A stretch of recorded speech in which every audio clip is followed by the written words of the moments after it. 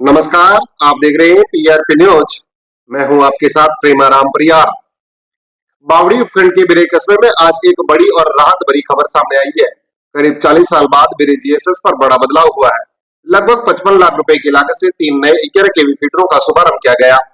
इससे ग्रामीणों, किसानों और कृषि उद्योगों को निर्बाध और गुणवत्तापूर्ण बिजली मिल सकेगी।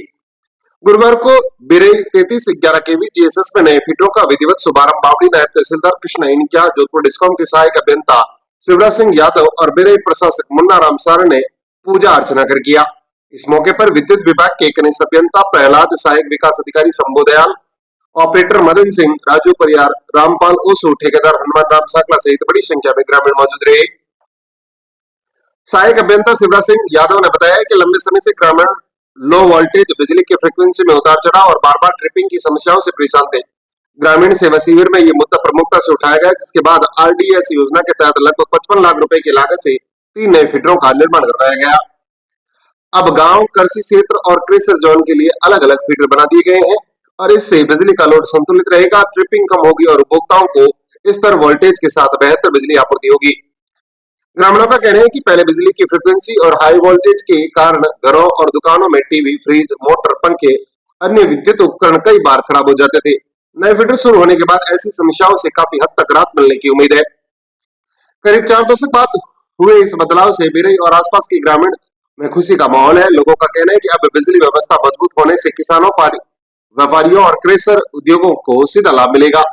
फिलहाल इतना ही। ऐसी ताजा और विश्वसनीय खबरों के लिए पीआरपी न्यूज को लाइक करें, चैनल को सब्सक्राइब करें, बेल आइकन को जरूर दबाएं। नमस्कार। नए फीडर का उद्घाटन किया सर, क्या कहेंगे?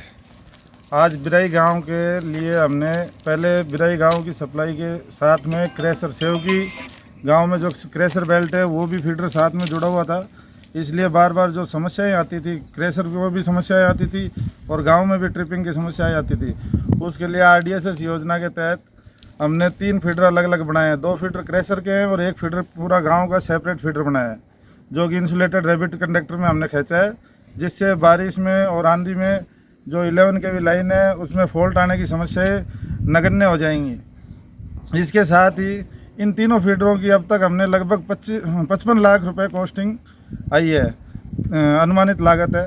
इसके साथ में अभी गांव में हमें पहले से 6 ट्रांसफार्मर लगे हुए हैं, जो भी डिस्ट्रीब्यूशन कनेक्शन के लिए हमने लगा रखे हैं।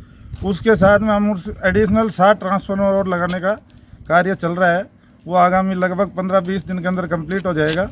और साथ में जो भी उन केबल वगैरह है, डैमेज केबल है, वो भी हम चेंज करने का कार्य करवा रहे हैं।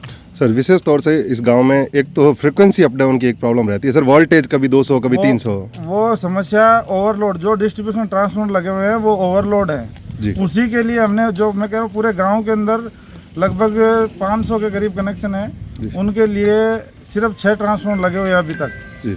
हमने 7 एडिशनल और लगा रहे हैं जी। 7 ट्रांसफार्मर लगने के बाद में पूरा सिस्टम अंडरलोड आ जाएगा। उसके बाद में फ्लक्चुएशन की कोई समस्या नहीं रहेगी। धन्यवाद सर।